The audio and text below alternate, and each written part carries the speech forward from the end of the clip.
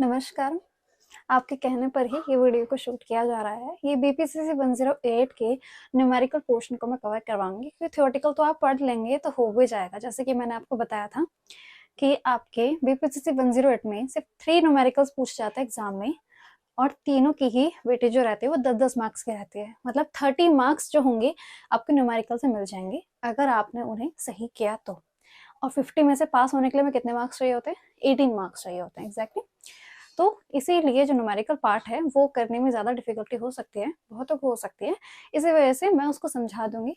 Books में देखा जाए तो उसको थोड़ा ना डिफिकल्ट वे में समझाया गया है, या फिर जो ज़्यादा समझ दिमाग अटेंशन दे सकता है इतना ज़्यादा उसको, तभी जाके उसे समझ आएगा। इसलिए मैंने इसे स्टेप में समझाने की, और स्टेप भी मैंने आपको टोटल 7 स्टेप में आपका 1 वे अनोवा को सॉल्व करवाऊंगी। एक भी स्टेप को मिस मत करना, चीज़ों को अच्छे से सुनना। मैं बहुत कंसेप्ट क्लियर करने की कोशिश करूंगी। वीडियो की स्पीड जो होगी वो बढ़ाना मत। मैं हर वीडियो में कह देती थी कि आप वीडियो की स्पीड बढ़ा सकते हैं, बट यहाँ पे न्यूमेरिकल पोर्शन है, यहाँ कोई रट्टा वाली चीज नहीं चलने वाली है। वैल्यूज अभी ये है, वहां पे जाके अलग हो जाएंगी, ठीक है। नंबर्स ऑब्वियसली अलग होंगे ही, सेम क्वेश्चन तो आने वाला है नहीं। तो इसलिए आपको कंसेप्ट के ऊपर अपना वर्क करना होगा, क्या फॉर्मूला होगा, कैसे लगाना होगा, ये सारी चीजों के ऊपर ध्यान देना होगा, और कौन कौन से फॉर्मूले इसमें यूज होने वाले हैं ये भी चीज आपको समझनी होगी। 3 तरह के हमारे न्यूमेरिकल्स आते हैं। 1 वे अनोवा आता है आपका, दूसरा आता है आपका ची स्क्वायर, और फिर तीसरा आता है मान विटनेस यू टेस्ट। तो ये तीनों को ही मैं सॉल्व करवाऊंगी, चिंता मत कीजिए, तीनों को सॉल्व मैं आराम से करवा दूंगी। अब वहां जाके आराम से अटेम्प्ट भी कर पाएंगे, और चीजों को समझा भी दूंगी एग्जाम में कैसे आता है, मैं कैसे करा रही हूँ, सब चीजें आप समझ पाएंगे। ठीक, शुरुआत में इसलिए बात कर रही हूँ ताकि बीच बीच में मुझे डिस्ट्रैक्ट ना होना पड़े और मैं ये चीज ना समझा रही हूँ, क्योंकि जब एक बार फ्लो बन जाता है तो वो फ्लो टूटते ही एकदम से दिमाग से चीजें निकल जाती है मेरे, ठीक है। तो वो फ्लो बनाए रखने के लिए इसलिए शुरुआत में ही चीजों को आपको समझा रही हूँ। समझ आएगी आपको? आज हम 1 वे अनोवा करने वाले हैं, ठीक है। ये क्वेश्चन भी आपको 10 मार्क्स का आता है, और इसको आप स्टेप वाइज करेंगे तो ये आसान है, बट हाँ बाकियों से लेंदी है। अगर मैं बात करूँ ची स्क्वायर से या फिर मान विटनेस यू टेस्ट से, तो उससे लेंदी क्वेश्चन आपका 1 वे अनोवा। बट अगर आप सिस्टमेटिक तरीके से करेंगे तो आंसर की तरफ पहुंचते पहुंचते आपको ज्यादा देर नहीं लगेगी, और आप आंसर पे पहुंच भी जाएंगे। बस जिस तरीके से मैं आपको स्टेप वाइज चीजों को समझाऊंगी, बहुत छोटे लेवल से एकदम बेसिक लेवल समझाने की कोशिश करूंगी। अगर किसी का मैथ्स में नहीं है, इतना अच्छा नहीं होता है मैथ्स के क्वेश्चंस, तो उनको भी दिक्कत नहीं होने वाली है। पहली चीज आपको ये क्लियर कर दूं कि एग्जाम में जैसे कि ये डिफिकल्ट क्वेश्चन है, यहाँ पे बहुत बड़ी बड़ी कैलकुलेशन आपको लगानी होती है, और 2 घंटे के अंदर आपको पेपर अपना कंप्लीट करना होता है। उसमें से आपके 3 तो न्यूमेरिकल ही होते हैं अगर आप उन्हें अटेम्प्ट कर रहे हैं तो, ठीक है। और भी ऑप्शंस होते हैं, बट अगर आप उन्हें अटेम्प्ट कर रहे हैं तो 3 घंटे का पेपर है। इसीलिए आपको एग्जाम में कैलकुलेटर अलाउड होता है। आई रिपीट, एग्जाम में कैलकुलेटर अलाउड होता है, तो आप कैलकुलेटर लेके जरूर जाएं, अभी जाके आपके न्यूमेरिकल पोर्शन और अच्छे से हो पाएंगे। नहीं भी लेके जाओगे तब भी ऑब्वियसली आंसर आएंगे, बट हाँ आपके गलतियां निकल सकती हैं खुद से सॉल्व करने में। तो कैलकुलेटर अलाउडेड है तो आप लेके जाने वाले हैं, ठीक है। तो इस चीज के बारे में मत पूछना कमेंट में कि मैम जाना है कि नहीं लेके जाना है, ये चीजें नहीं। लेके जाओगे, खरीद लो, अरेंज कर लो, एक दिन की बात है, 2 घंटे की बात है, लेके जाइए। वहां जाके आपको सॉल्व करने में बहुत आसानी होगी न्यूमेरिकल्स को, ठीक है। शुरू करें आप। एक बार आप इस क्वेश्चन को देख लीजिए। Compute 1 way ANOVA for the following data. इस तरह का कोई आपका क्वेश्चन आने वाला है एग्जाम में, देख लीजिए। इसी तरह से लिख के आएगा ग्रुप 1, ग्रुप 2, ग्रुप 3, और ये आपको नंबर्स प्रोवाइड कर दिए जाएंगे। आपका ये 10 मार्क्स क्वेश्चन रहने वाला है,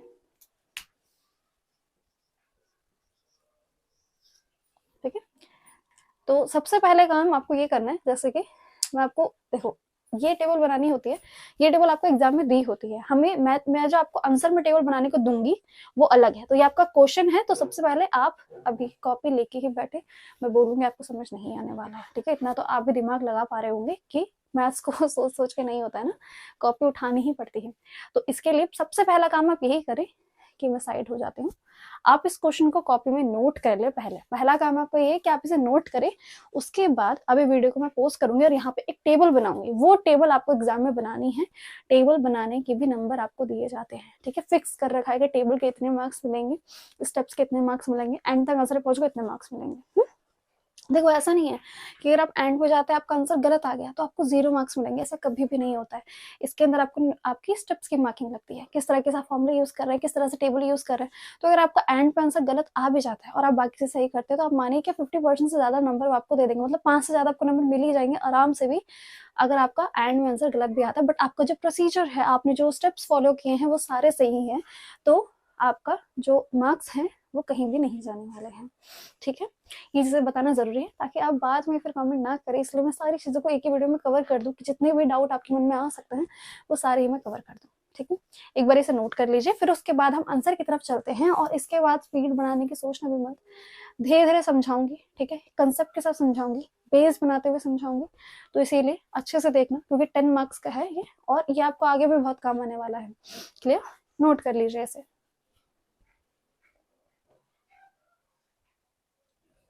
यहाँ से आपका आंसर शुरू होता है। सबसे पहला काम आपको ये टेबल बनानी है। देखिए यहाँ पे क्या किया है, सिंपल सा टेबल। देखिए यही फॉर्मेट आपको वहां भी करना है। ठीक है, वहां पे भी आपको ए बी सी जो भी आपको 3 ग्रुप आपको दिए थे ना, जो मैंने क्वेश्चन में आपको ग्रुप 1 ग्रुप 2 ग्रुप 3 लिखा था, मैंने सिर्फ ये किया है, मैंने ए लिखा, बी और सी, जो ग्रुप 1 है वो ऐसे डाल दिया, ऐसे डाल दिया, ऐसे डाल दिया, और उसके बगल पे आपको ए स्क्वायर बी स्क्वायर और सी स्क्वायर बनाना है। ठीक है, एज इट इज बनाना है, मेरे को लगता नहीं इसमें ज्यादा समझाने की जरूरत है मुझे।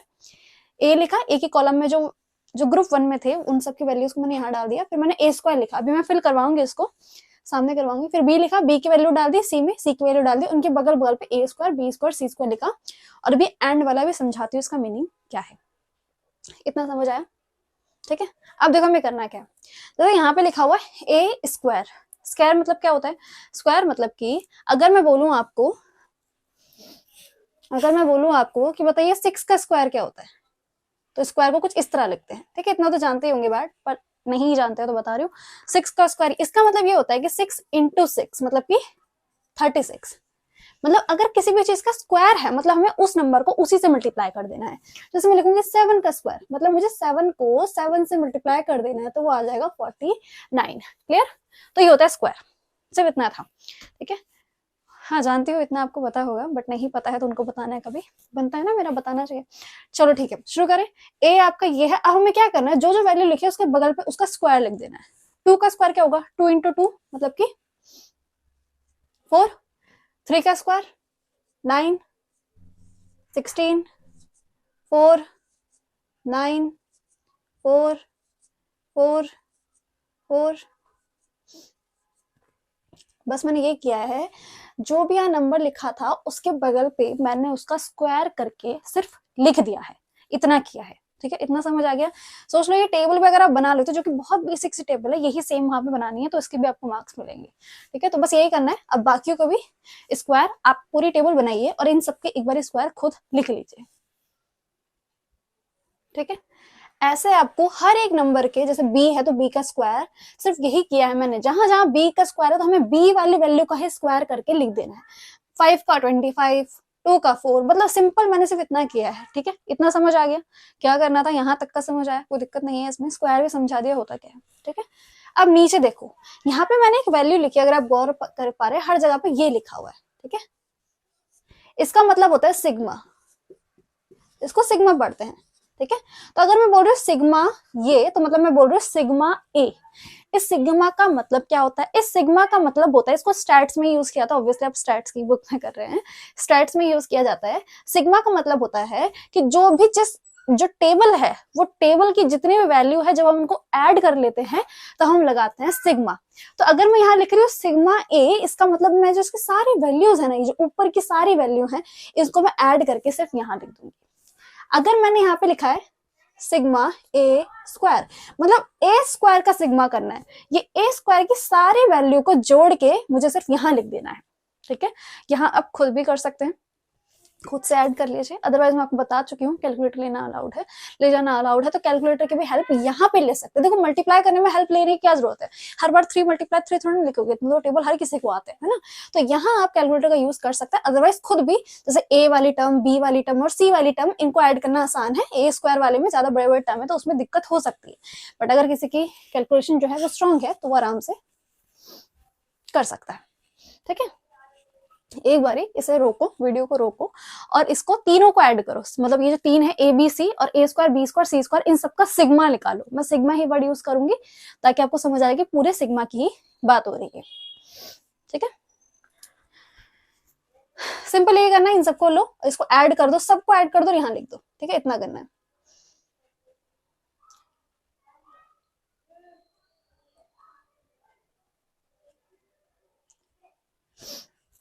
$26 बन रहा है।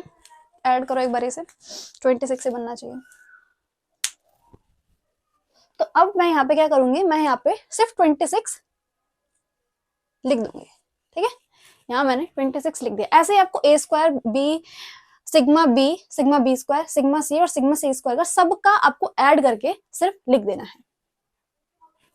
लीजिए, जो आपका सिग्मा ए आ रहा है वो 26, 72, 38, 162, 28, 88, ठीक है। देखो थोड़ा बहुत ना अपनी वीडियो की क्वालिटी को बढ़ा लो, बिकॉज छोटा छोटा करके लिखा है, स्टेप्स को भी मेंशन करना है, इसीलिए क्वालिटी को बढ़ा लो, वैल्यूज देख लो। अदरवाइज मैं बोल भी रही हूँ तो आपको दिक्कत नहीं आनी चाहिए। अगर आपकी यहाँ की वैल्यूज सबकी सेम आ चुकी हैं, मतलब आपने जो भी ऊपर लिखा है वो सब कुछ सेम रहेगा, ठीक है। इतना समझ आ गया। अभी हमने सिर्फ टेबल बनाई है, ये हमने अभी सिर्फ टेबल बनाई जो कि बहुत बेसिक सी टेबल थी, इसको भी, इसके भी आपको नंबर दिए जाएंगे, सिर्फ आप इतना करके छोड़ के आएंगे तब भी, ठीक है।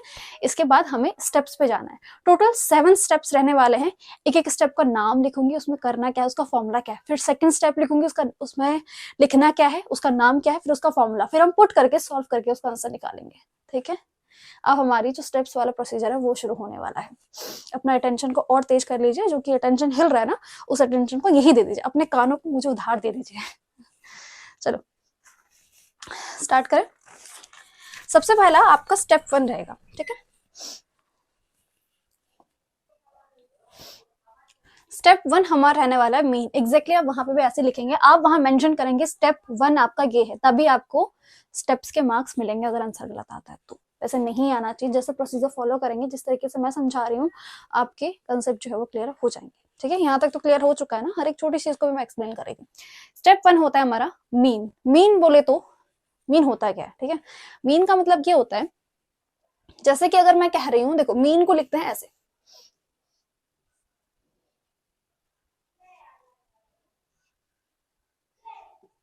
ठीक है। मतलब ये x लिखेंगे, x के ऊपर एक बार लगा देंगे तो इसका मतलब होता है मीन।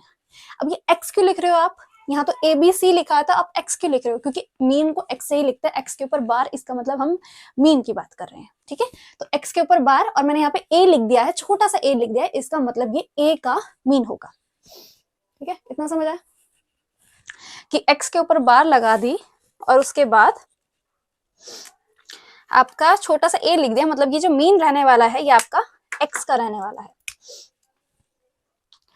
तो बस आपको अब क्या करना है, अब आपको ये करना है कि जो x का मीन है, x का मीन निकालने के लिए बहुत आसान है कि जो मीन ऑफ a का हमें मीन निकालना है। a की वैल्यू का जो एंड में हमने सॉल्व किया है 26, हमारा आंसर 26 आया, तो आप ऊपर लिख देंगे सीधा 26 डिवाइड बाय कितने नंबर हैं ये टोटल, 1 2 3 4 5 6 7 8 9 10, तो ये 10 है, इसीलिए मैं यहाँ 10 लिख रही हूँ। एग्जाम में अगर आपको 7 नंबर्स प्रोवाइड किए जाते हो तो आप यहाँ 7 लिखेंगे। सुन लीजिए, मैंने 10 लिख के दिया, इसका मतलब आप भी 10 नहीं लिखेंगे। इसका मतलब ये है कि कितने नंबर हैं यहाँ पे, आपको कितने नंबर प्रोवाइड किए गए हैं एक ग्रुप में, ठीक है। सबके ही सेम रहने वाला, आपके सबके 10 रहने वाले हैं, बट आपको इस चीज का ध्यान रखते ही करना है। यहाँ पे भी आप जाके 10 नहीं लिख के आएंगे, आपको वो नंबर लिखना है जो कि आपको एक ग्रुप में प्रोवाइड किया है। यूजुअली आपको 7 से 8 देखने को मिलते हैं, ठीक है। तो इस चीज का ध्यान रखना। तो मतलब हमें क्या करना है, अगर हम a का निकाल रहे हैं, सिर्फ ये एक है, ठीक है, a स्क्वायर की बात नहीं हो रही है, तो ना ही हम a स्क्वायर यूज करने वाले, ना b स्क्वायर ना c स्क्वायर, सिर्फ a b और c को यूज करने वाला है। अब जब आप इसे सॉल्व करेंगे तो 2.6 आ जाएगा, है ना। जब नीचे 0 होता है तो यहाँ पे पॉइंट लग जाता है। फिर आप नीचे नीचे करना है, स्पेस के लिए मैं ऐसे कर रही हूँ, ठीक है। ये आपका निकलने वाला है। फिर अब b निकालते हैं। b में क्या करने वाला है, सिंपल, b की जो एंड में जो वैल्यू आई है वह निकल के 38। आप सिग्मा a स्क्वायर नहीं देखेंगे, आप सिग्मा b देखेंगे, हमें सिग्मा b यूज करना है। तो सिग्मा b क्या है, 38, अगेन डिवाइड बाय, डिवाइड किससे कर देंगे हम उसे, 10 से, तो इसका भी क्या आ जाएगा 3.8। हम निकालेंगे सिग्मा c। सिग्मा सी देखो, सिग्मा सी ये रहा आपका 28 divide by 10 is equal to 2.8, ठीक है। तो ये आपकी 3 अलग अलग वैल्यू आ गई हैं। सिग्मा आपका मीन a, मीन b और मीन c, तीनों का मीन निकल जाएगा जो कि 2.6, 3.8 और 2.8 है। ध्यान से सुन लो मैंने क्या यूज किया, उसी के हिसाब से आपको यूज करना है। यहाँ 10 इसलिए लिखा है क्योंकि 10 नंबर प्रोवाइड किए गए थे। एग्जाम में आपको 7 या 8 नंबर प्रोवाइड किए जाएंगे, तो जो प्रोवाइड किए जाएंगे उतना ही आप लिखेंगे 7 या 8। और यहाँ जो ऊपर यूज होगा, जैसे ए लिख रहा है तो सिग्मा ए जो आएगा उसको यूज करेंगे। इतना क्लियर हुआ? तो आपका स्टेप 1 जो है वो मेन वो आपका खत्म हो गया। अब चलते हैं स्टेप 2 की तरफ। ठीक है, साथ साथ में नोट कर लो क्योंकि जब ये यहाँ भर जाएगा ना तो इसको मिटाना पड़ेगा मुझे, और ये टेबल नहीं मिटने वाली है, एंड तक ये टेबल नहीं मिटेगी, इसका यूज करते करते आगे चलना है। तो ये यहाँ पे रब होता रहेगा, इसलिए स्टेप 1 लिख लिया। अब वीडियो को पोज करो, स्टेप 1 लिखो, खुद सॉल्व करो, कैसे निकाला, यहाँ पे कैसे यूज किया, इस तरीके से सॉल्व करो। सेकेंड स्टेप है आपका, सेकेंड स्टेप का नाम है आपका करेक्शनल टर्म, जिसको कैपिटल सी और छोटा सा टी डालते हैं नीचे। ठीक है, बड़ा सी और छोटा सा टी डालना, ये कैपिटल टी नहीं है, देखो बिल्कुल एकदम नीचे लिखा हुआ है। ठीक है, तो इसका जो फॉर्मूला होता है इसको एज इट इज याद कर लो इस फॉर्मूले को। इसका फॉर्मूला क्या है, sigma A plus sigma B plus sigma C, इन सबको ब्रैकेट में डाल के फिर उसका स्क्वायर करना है। और ये एन का मतलब क्या होता है, एन का मतलब है कि ए बी और सी तीनों को मिला के कितनी टर्म्स हमें प्रोवाइड की गई है। ए में हमें 10 प्रोवाइड की, बी में हमें 10 प्रोवाइड की, सी में हमें 10 प्रोवाइड की, 10 10 10 मतलब कि 30। क्लियर? अभी सॉल्व करते हैं फिर देखते हैं क्या हुआ। ठीक है, सिग्मा ए मतलब कि सामने लिखा हुआ मैंने वहां पे, सिग्मा ए का मतलब है 26। ये टेबल इसीलिए इंपॉर्टेंट है क्योंकि हर जगह यूज करने वाली है। सिग्मा बी कितना है हमारा, सिग्मा बी है हमारा 38। और सिग्मा सी क्या है हमारा, सिग्मा सी है हमारा 28।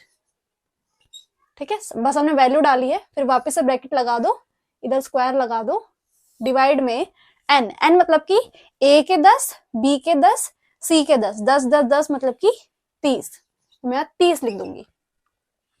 क्या मैम हमेशा 30 लिखना है? नहीं, अगर आपको एग्जाम में 7 प्रोवाइड किए जा रहे हैं तो 7 7 7 मतलब कि आप नीचे यहाँ पे फिर 21 लिखेंगे। अगर आपको एक में 8 प्रोवाइड किए जा रहे हैं, 8 नंबर दिए जा रहे हैं, तो 8 8 8 फिर आप यहाँ पे 24 लिखेंगे। तो एग्जाम में आपके ज्यादा चांस तो यही है कि आपको 7 या 8 देखने को मिलेगा, पॉसिबिलिटी भी ज्यादा ये है कि 7 देखने को मिलेगा। ठीक है, तो इसीलिए वहां पे आप 21 लिखेंगे, 8 टर्म देखने को मिलेगी तो आपको आप 24 लिखेंगे। यहाँ पे 10 टर्म मैंने लिखी है तो यहाँ पे आपको 30 लिखना है। क्लियर? इतना समझो। अब आपको क्या करना है, क्या हम पहले स्क्वायर कर दे?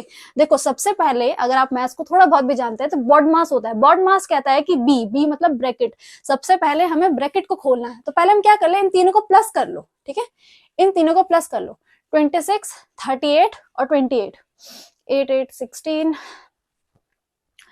4, इन तीनों को प्लस करो और उसके बाद उसका आपको स्क्वायर करना है। जो भी आपका नंबर निकल के आएगा उसका आपको स्क्वायर करना है। ठीक है, इनको प्लस करके आएगा आपका 92, 92 का वापस से स्क्वायर लगा दो, डिवाइड बाय 30। 92 का स्क्वायर क्या होगा, 92 का स्क्वायर आप कैलकुलेटर यूज करेंगे, ऑब्वियसली आप खुद सॉल्व नहीं करना है। 92 का स्क्वायर मतलब कि 92 मल्टीप्लाई बाय 92, तो उसका जो आंसर आएगा फिर उसको डिवाइड कर देंगे हम 30 से। ठीक है, तो इसको जब आप सॉल्व कर लेंगे तो आपको जो आंसर बन के आने वाला है वो आ रहा है अप्रोक्स 282.13। देखो वहां पे कैलकुलेशन का खेल नहीं है, बस इतना समझ आना चाहिए कि आपको निकालना आना चाहिए। ठीक है, 92 का स्क्वायर करना, स्क्वायर की वैल्यू आएगी, जो भी वैल्यू आएगी उसमें डिवाइड लगा के 30 कर देना, ये कैलकुलेटर में करना है आपको। फिर उसके बाद आपको 282.13। ठीक है, मैम आपने 13 क्यों लिखा, हम जब कैलकुलेटर यूज कर रहे हैं, दिख रहा है क्या आपको पूरा दिख रहा है ना 13? हाँ ठीक है, जब हम कैलकुलेटर यूज कर रहे हैं तो उसमें तो बहुत सारी वैल्यू आती है। देखो इतना ध्यान रखो, जब भी आप कैलकुलेटर यूज कर रहे हो तो पॉइंट के बाद पॉइंट लग गया, 282 पॉइंट लग गया, पॉइंट के बाद सिर्फ 2 नंबर लिखने होते हैं। तो 13 दिखा तो 13 सीधा उठा के लिख दिया। ठीक है, अब 1 3 5 2 ऐसा सब लंबा नहीं लेना, फिर पॉइंट के बाद 2 नंबर तक लिखना होता है और वहीं छोड़ देना होता है। ये मैथ्स के रूल में है कि आपको ऐसा ही करना है। ठीक है, इतना समझ आया? तो आपकी जो करेक्शनल टर्म है, जो सीटी है, सीटी आपको जो निकल के आया, हमने फॉर्मूला लगाया, sigma A plus sigma B plus sigma C, फिर सबका स्क्वायर कर देना है, सबको प्लस करने के बाद उसका स्क्वायर निकालेंगे, 30 डिवाइड करेंगे।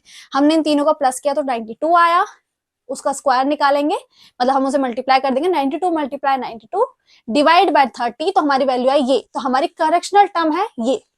बस आपका स्टेप 2 यहाँ खत्म होता है। ठीक है, इसके लिए आपको ऑब्वियसली फॉर्मूला याद करना ही पड़ेगा। अब हम चलते हैं अपने स्टेप 3 की तरफ। स्टेप 3 आपका रहने वाला है सम ऑफ स्क्वायर। ठीक है, देखो पहले मैं लिखती हूँ, फिर उसके बाद स्टार्ट करते हैं। ये रहा आपका थर्ड स्टेप, जिसका नाम है सम ऑफ स्क्वायर। मतलब इसको लिखते हैं एस एस और एकदम छोटा सा टी लगा देते हैं नीचे। क्लियर है? नहीं विजिबल हो रहा है ना, तो ब्राइटनेस को बढ़ा लो अपने फोन की, या फिर अपनी क्वालिटी को बढ़ा लो। ठीक है, इसकी वजह से नहीं दिख रहा होगा। ठीक है, इसका आपका फॉर्मूला ये है। देखो फॉर्मूले को मैंने ना ग्रीन ग्रीन करके लिख दिया ताकि आपको डायरेक्टली दिख जाए कि इसका फॉर्मूला ये है, इसका फॉर्मूला ये है, तो आप याद कर सको कि पहला स्टेप है करेक्शनल टर्म, तो उसमें हम ये लिखेंगे, 2 में हम ये लिखेंगे। ठीक है, तो आपका ये फॉर्मूला है। अब फॉर्मूले के हिसाब से हम वैल्यू डालने वाले हैं। अभी हमने सिर्फ सिग्मा ए यूज किया था, अब देखो यहाँ पे सिग्मा ए स्क्वायर, यहाँ यूज करना है सिग्मा ए स्क्वायर। तो सिग्मा ए स्क्वायर कितना है 72, सिग्मा बी स्क्वायर कितना है 162, सिग्मा सी स्क्वायर कितना है 88। बस इसमें कोई स्क्वायर नहीं है। ठीक है, बाहर कोई स्क्वायर नहीं है तो नहीं करना है, ये नहीं कि हर बार कर दो। अब ये सीटी जो हमने निकाला था वो इसलिए निकाला था, सीटी की वैल्यू क्या आई है 282.13, तो 282.13। समझ आया? इतना क्लियर हुआ? बस मैंने सिग्मा ए स्क्वायर को उठा के यहाँ लिख दिया है, बी स्क्वायर को उठा, इसीलिए पूरी टेबल बनाई गई थी ताकि हर जगह इसका यूज किया जा सके। नीचे देखो, अब इन तीनों को जोड़ दो, इन तीनों को जोड़ो और उसे जो भी आपका नंबर आएगा उसे माइनस कर दो, उसमें से माइनस कर दो 282.13। पहले जोड़ो, ये नहीं कि 88 में से माइनस कर रहे हो तुम, पहले ब्रैकेट को खोलो, मतलब कि इन तीनों को प्लस करो, एक बड़ी वैल्यू निकल के आएगी, उसमें से माइनस कर देना 282.13। उसको सॉल्व करने के बाद आपको जो आंसर आएगा वो आएगा 39.87। चेक कर लो एक बार, खुद से सॉल्व भी कर लो। ठीक है, चेक कर लो कि तुम सही कर रहे हो कि नहीं। अरे आपका आंसर यही आना चाहिए, कैलकुलेटर से करना है, खुद से नहीं करना है। कैलकुलेटर अलाउड है तो खुद से नहीं करोगे, कैलकुलेटर लगाओ इस पे। ठीक है, कैलकुलेटर यूज करो, आपका यही आंसर आना चाहिए। मतलब आपका SST आ गया 39.87, CT आपको निकल के आ गया 282.13 और हमने सबका मीन तो निकाल दिया है। क्लियर हो गए 3 स्टेप? आपको समझ आ रहा है ना कि मैं क्या कर रही हूँ, क्या कर रही हूँ, समझ आ रहा है? ठीक है, ठीक है। स्टेप 4 की तरफ चले। हमें टोटल 7 स्टेप करने हैं, 3 स्टेप हम कर चुके हैं, हमने टेबल बना ली और 3 स्टेप कर लिया। स्टेप 4 की तरफ चलते हैं, जो कि आपका रहने वाला है sum of square between groups. ठीक है, लिख देते हैं पहले। ये देखो आपका स्टेप 4 है sum of squares between groups. ऐसे ही आपको लिखना है। इसको लिखा जाता है SSB, इसको SST लिखा जाता है, इसको SSB लिखा जाता है। देखो T बहुत छोटा बनाना है, B भी छोटा बनाना है, इसको साथ में मत लिख देना। ठीक है, तो SSB इसका फॉर्मूला ये रहा। ठीक है, गौर करो एक चीज, आपको यहाँ पे आप सबसे ज्यादा गलतियां करने वाले हो, यहाँ पे गलतियां नहीं करनी, इसलिए ढंग से सुनो मैं क्या कह रही हूँ, यहाँ पे फंस जाओगे नहीं तो। यहाँ गौर से देखो तो लिखा है सिग्मा ए फिर उसका स्क्वायर।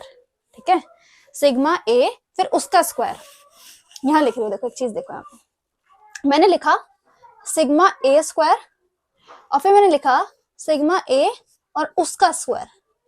क्या ये दोनों चीजें सेम है? सिग्मा ए स्क्वायर और सिग्मा ए फिर उसका स्क्वायर, क्या ये सेम है?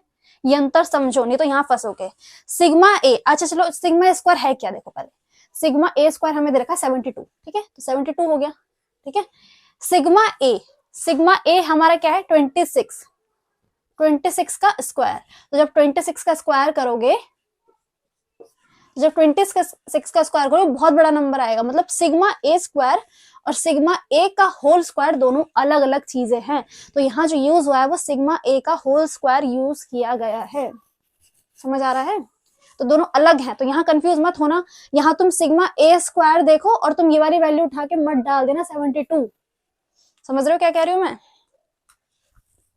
तो इसमें करना कैसे है, पहले हमें देखो सिग्मा ए लिखा है, सिग्मा ए क्या है 26, तो मतलब हमें 26 का स्क्वायर लिखना है। ठीक है, लिख दो पहले पूरा। यहाँ पे तुम एक और गलती कर सकते हो, क्या? यहाँ पे n है और यहाँ पे भी n है, पर यहाँ पे n हमने 30 यूज किया था। ठीक है, हमने यहाँ पे जो n यूज किया था वो 30 यूज किया था, मतलब कि a के 10, b के 10 और c के 10, तो 10 10 10 मतलब कि 30। बट यहाँ जो n है यहाँ पर 30 मत डालना, यहाँ के n का मतलब है कि एक के अंदर ए के अंदर कितने नंबर है, बी में कितने हैं और सी में कितने हैं।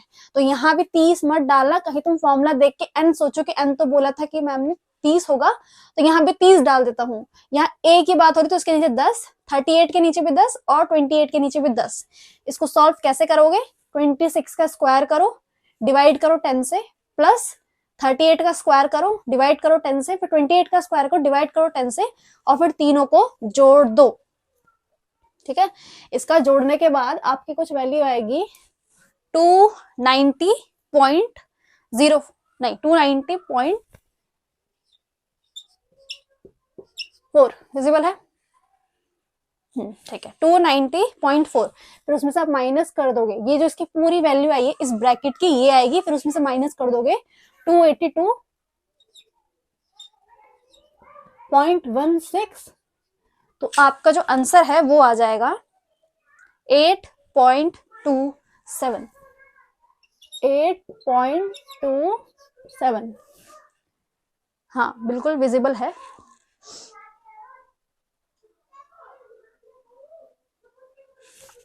ठीक है, यहाँ आप सबसे ज्यादा गलती करोगे, इसलिए बार बार इस पर बोल रही हूँ, इस पर ध्यान दो। यहाँ सिग्मा ए का होल स्क्वायर है, यहाँ सिग्मा ए स्क्वायर नहीं लिखा, तो आप यहाँ पे उठा के 26 नहीं लिखेंगे और 72 नहीं लिखेंगे, 26 लिखेंगे, फिर उसका स्क्वायर करेंगे, मतलब 26 मल्टीप्लाई बाय 26 अपॉन 10। फिर आपको ऐसे स्टेप में सॉल्व करोगे तो इस पूरे ब्रैकेट का जो आंसर आएगा वो आएगा 290.4 और माइनस में 282। ये जो वैल्यू है जो हमारा सीटी है, हमने यहाँ सीटी निकाला है, यही सीटी को मैंने यहाँ पे रखा है, इन दोनों को माइनस करोगे आंसर आएगा 8.27। खुद से सॉल्व करो, अगर आंसर सही आ रहा है तो सही चल रहे हो, नहीं तो कुछ गलती कर रहे हो, वरना वापस से वीडियो चला लो और मैंने क्या बोला वो फिर से सुनो, उसी स्टेप के हिसाब से करो। 4 स्टेप आपके खत्म हो चुके हैं। ठीक है, 4 स्टेप आपके खत्म हो चुके हैं। अब हम चलेंगे अपने 5th स्टेप के तरफ। देखो इसमें गौर करो, इसमें लिखा था sum of squares between groups. अब हमें करना है sum of square within groups. ठीक है, सम ऑफ स्क्वायर हमें करना है विद इन ग्रुप्स का। ठीक है, अब होने वाला है ये पूरा मिटने वाला है, ये पूरा का पूरा मिटने वाला है, यहाँ वाला पोर्शन। तो स्क्रीनशॉट लेने वाले काम मत करो। ठीक है, सॉल्व कर लो इसे, नहीं समझ आएगा तो मैं लग रहा है ना कि तुम फॉर्मूला देख लोगे, याद कर लोगे, लगा लोगे तो हो जाएगा, जैसे तैसे हो जाएगा, नहीं होगा। ठीक है, नहीं होगा, इतना मजाक नहीं है, वन वे नोवा।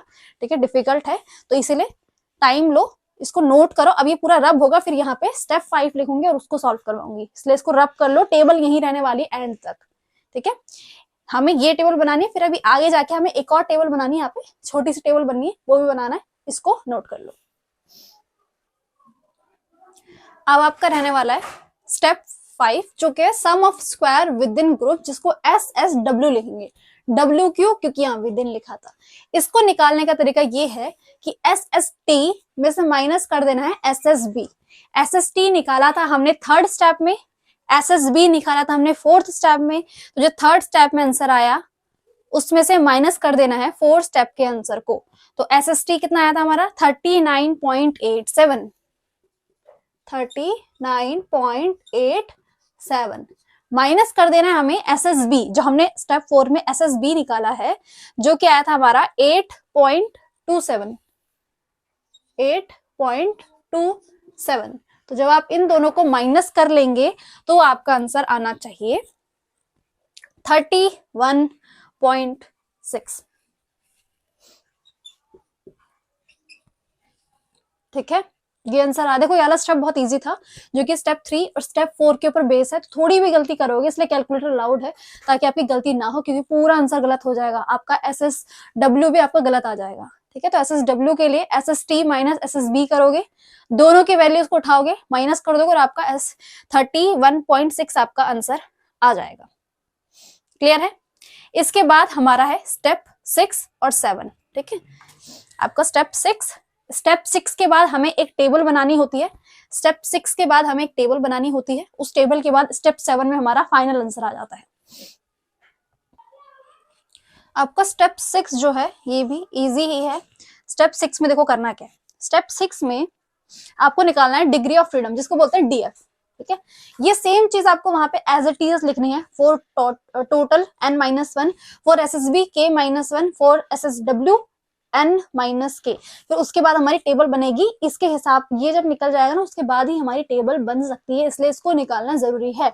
मैम अगर आप बता दो कि n क्या है, ये k क्या है, तो वहां पे हमारा काम खत्म हो जाएगा। ठीक है, n मतलब है टोटल, टोटल बोले तो अब यहाँ पे 10 10 10 30 यूज होगा, इसीलिए कह रही हूँ वीडियो को मत बढ़ाना, सुन लो मैं क्या कह रही हूँ। सिर्फ एक जगह आपका 10 यूज होगा, जो कि आपका होगा जो आपने स्टेप निकाला, चाहे मैं आपको कहती कि वहां पे आप गलती कर सकते हो, स्टेप 4 में है ना, स्टेप 4 में ही आपका 10 यूज होगा, मतलब एक ए के अंदर कितने हैं, बाकी जहां भी एन आएगा आप हमेशा 30 यूज करने वाले हैं। तो मतलब 30 माइनस 1 कितना आ गया, 29। बस खत्म।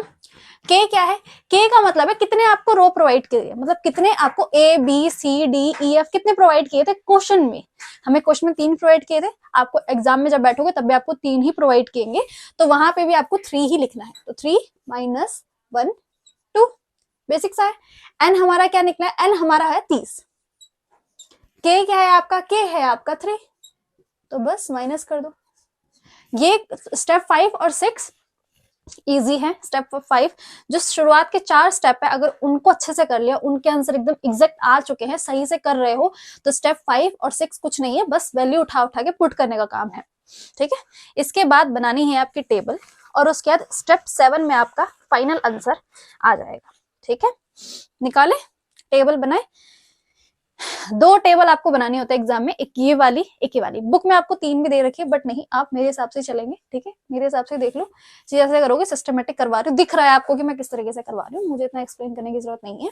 लास्ट टेबल बनाते हैं, टेबल बनाती हूँ यहाँ पे बना देती हूँ, फिर इसका लास्ट 7 हम यहाँ पे करेंगे और फिर वीडियो खत्म होगी। देखो ये आपको एज इट इज टेबल बनानी है, ये रेड कलर में जो है ऐसे ही बनानी है। ये स्टेप 6 के बाद ही टेबल बन सकती है, इससे पहले आप इस टेबल को नहीं बना सकते हैं, स्टेप 6 के बाद ही बनेगी।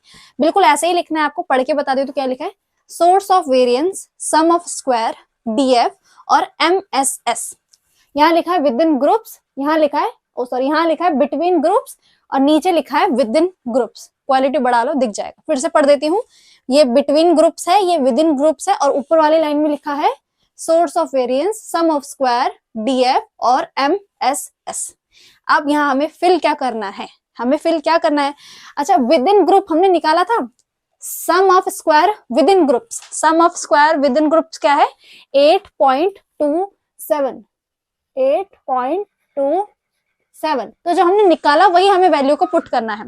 फिर आपका sum of square within groups क्या है, वो है 31.6, 31.6। यही है, समझ आ रहा है मैं क्या बोल रही हूँ। Sum of square between groups की वैल्यू डाल दो, sum of square within groups की वैल्यू डाल दो। अब डीएफ मैंने आपको बोला 6 स्टेप के बाद ही बना पाओगे इस टेबल को, क्योंकि 6 स्टेप में हमने डीएफ निकाला है। एसएसबी का डीएफ क्या है 2, और एसएसडब्ल्यू का डीएफ क्या है 27। क्लियर हुआ, टेबल समझ आ रही है। डीएफ लगाया है ये 2 और 27 ऐसे लिख देना है। ठीक है, अब ये एमएसएस क्या है, एमएसएस से ही आपका आंसर निकलेगा। एमएसएस का मतलब क्या है, ये जो यहाँ लिखा हुआ है ना 8.27, 8.27 को डिवाइड कर दो 2 से, तो इसकी वैल्यू आ जाएगी 31.6 को डिवाइड कर दो 27 से, तो यहाँ पे आपका आंसर आ जाएगा। सॉल्व करके दिखाती हूँ क्या बोल रही हूँ। देखो ये टेबल इंपॉर्टेंट है, ठीक है, ये तभी बन पाएगी जब आप 6 स्टेप को पूरा फुलफिल कर लोगे अच्छे से, तभी। सोर्स, ये टेबल देख ली, क्वालिटी बढ़ा लो, अच्छे से दिख जाएगा। ठीक है, यहाँ वैल्यू डाल दो sum of square between groups की, यहाँ वैल्यू डाल दो sum of square within groups की। डीएफ आप डाल दो, एसएस बी का डीएफ डालो 2, एसएसडब्ल्यू का डालो 27, तो 2 और 27। एमएसएस कैसे निकलेगा, 8.27 को डिवाइड कर दो 2 से, मतलब यहाँ की वैल्यू ऊपर लिख दो, 2 को नीचे लिखो, डिवाइड कर दो, आंसर आ जाएगा। कैलकुलेटर का यूज करो, आंसर आ जाएगा। फिर ऐसे ही आपको 31.6 को डिवाइड कर देना है 27 से, मैंने यहाँ 7 लिखा सिर्फ, 27 से, तो 31.6 को डिवाइड कर दो 27 से, तो आपका आंसर आ जाएगा 1.17, तो आपका आंसर आ जाएगा 1.17 और 4.14। तो यही जो 2 आंसर है ना, एक ये वाला एक ये वाला, इन दोनों से ही आपका फाइनल आंसर आएगा वन वे अनोवा का। चले अपने लास्ट स्टेप की तरफ, स्टेप 7। ठीक है, ये रहा आपका स्टेप 7 जो कि आपका लास्ट है, इसी से आंसर आएगा। कंप्यूटेशन ऑफ एफ रेशो, हमें एफ रेशो ही निकालना होता है, 1/, यही निकालना होता है। इसको करने का तरीका सिर्फ इतना है, एफ लिखो, इक्वल लगाओ, ऊपर वाली वैल्यू क्या है 4.14 डिवाइड बाय नीचे वाली वैल्यू क्या है 1.17, ठीक है। इन दोनों को लिखो, इसको डिवाइड करो, ऑब्वियसली कैलकुलेटर की हेल्प से करोगे, इसको डिवाइड करो, इसका आंसर जो आपका आएगा 3.54। ये रहा आपका 1-वे अनोवा का फाइनल आंसर, ठीक है। 1-वे अनोवा का फाइनल आंसर आपका ये है। इसको लिखोगे कैसे, एक सेकेंड, फिर इसको एंड में ऐसे लिखने था, f is equal to 3.54, bracket बना देना एंड में, ठीक है, पेन से ब्रैकेट बना देना, f इज इक्वल टू 3.54, और एक लाइन आपको और लिखनी है, f ratio is obtained for the DF 2 and 27। लिख के दिखाती हूँ पहले, बस फिर से समझाऊं। कंप्यूटेशन ऑफ एफ रेशो, हमने ये जो टेबल बनाई एंड में, यही इंपॉर्टेंट है, हमने इनको डिवाइड किया दोनों को, हमारा आया 4.14 ऊपर लिख दिया, 1.17 नीचे लिख दिया, दोनों को डिवाइड करोगे आंसर आएगा 3.54, और यही आंसर है जो हमें फाइनल में लाना था। एफ इज इक्वल में 3.54 लिखोगे, प्रॉपर एक ब्रैकेट बना दोगे, पूरा बॉक्स बना दोगे, फिर एक चीज आपको यहाँ पे एंड में लिखनी है, F ratio is obtained for the DF। DF की वैल्यू क्या आई थी आपकी 2 और 27, 2 और 27 थी, 2 और 27, तो ये बोल दिया है DF, इसमें F रेशो जो निकाला गया है वो DF 2 और 27 के लिए निकाला गया है। यहां तक आके यहाँ पे आपका आंसर होता है खत्म, ठीक है। पूरा अगर यहां तक पहुंच गए, जैसा सिस्टमैटिक तरीके से समझाया मैंने, स्टेप्स बनाए, कलर कोडिंग भी यूज करिए कि कहीं से ये ना हो स्टेप मिस हो जाए, या ब्लू वाला, हर चीज को ध्यान में रखते हुए एंड के आंसर तक पहुंचे। और इस लाइन का भी आधा नंबर वो उड़ा सकते हैं, वैसे नहीं उड़ाएंगे, बट हाँ अगर आप इस तरीके से लिखने वाले हो ना, तो गारंटी देती हूँ 10 में से 10 नंबर आपके हैं वो नंबर नहीं उड़ा सकते।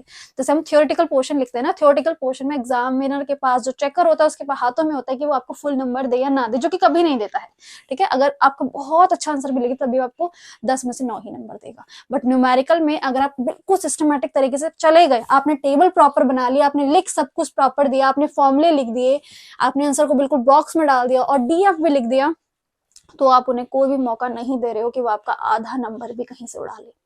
समझ आया?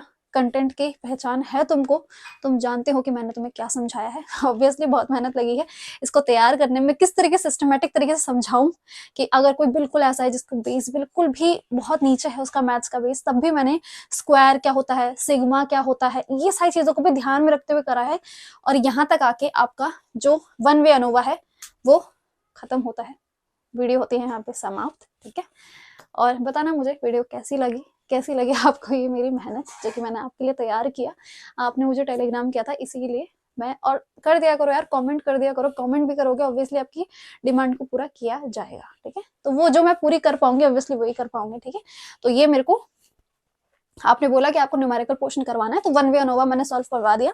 आप कहेंगे तो आपको ची स्क्वायर और मान विटमिन ब्लू टेस्ट पे करवा दूंगी। इसको देखिए, अपना रिव्यू शेयर कीजिए, ऐसे ही पढ़ाना है या फिर मैं कुछ इंप्रूवमेंट कर सकूं, या बिल्कुल ही बिगिनर हैं, बिल्कुल ही स्मॉल लेवल के हैं, बिल्कुल छोटे लेवल के हैं, तो आपको सॉल्व भी करके दिखाऊं, लाइक माइनस में यहाँ सॉल्व करके दिखाऊं, ऐसा तो ऑब्वियसली नहीं होना चाहिए, बिकॉज इतने तो आप जानते हैं, ग्रेजुएशन में है अपनी तो ये जानते हैं आप, और कैलकुलेटर अलाउड है तो फिर दिक्कत नहीं बनती है ना। ठीक है, यहाँ तक कंप्लीट होता है आपका। स्क्रीनशॉट लेने वाले काम मत करना, ठीक है। सॉल्व कर लो, कॉपी में सॉल्व कर लो, आंसर लाओ। देखो कि मैंने जो करवाया था, फिर क्या करो, देखो इसको आपने सॉल्व कर लिया, फिर आप या तो फिर आप टेलीग्राम ज्वाइन कर लो, मैं आपको क्वेश्चन प्रोवाइड कर दूंगी, पीवाई का क्वेश्चन प्रोवाइड कर दूंगी, उसको आप सॉल्व कर लेना प्रैक्टिस के केस में, ठीक है। और अदरवाइज आप ये भी कर सकते हो, सेम वैल्यू को लिखो जो मैंने आपको वीडियो के शुरू होते ही मैंने आपको लिख के दी थी क्वेश्चन, उस क्वेश्चन को फिर से खुद से सॉल्व करो और पहुंचो इस आंसर तक 3.54। इस आंसर तक पहुंच गए मतलब आपने जो भी मैंने आपको वीडियो में समझाया वो आपको सब कुछ क्लियर हो चुका है। 3.54 तक आपको पहुंचना ही आपका मोटिव रहेगा, खुद से करना बिना किसी हेल्प के, सब कुछ याद कर लो, फॉर्मूले याद कर लो, स्टेप 1 मीन है, स्टेप 2 करेक्ट डायरेक्शनल टर्म है, सबको ऐसे एक एक करके याद कर लो, फॉर्मूले याद कर लो, फिर खुद बैठ कर सॉल्व करो, आंसर तक पहुंचो और आनंद उठाओ डोपामिन का। क्योंकि जब हम आंसर पहुंच जाते हैं, जो चीज हमें बहुत डिफिकल्ट लग रही होती है और हम उसे सॉल्व कर लेते हैं, तो ऑब्वियसली होती है ना, दिल गार्डन गार्डन हो जाता है। That's it for today's video. ठीक है, कैसा लगा बताना। मिलते हैं नेक्स्ट वीडियो में। प्रोबेबली दोनों न्यूमेरिकल्स में से एक करवा दूंगी। ओके, प्रिपेयर करते रहिए और थ्योरेटिकल पोर्शन के ऊपर भी अपना ध्यान दीजिए। राधे राधे।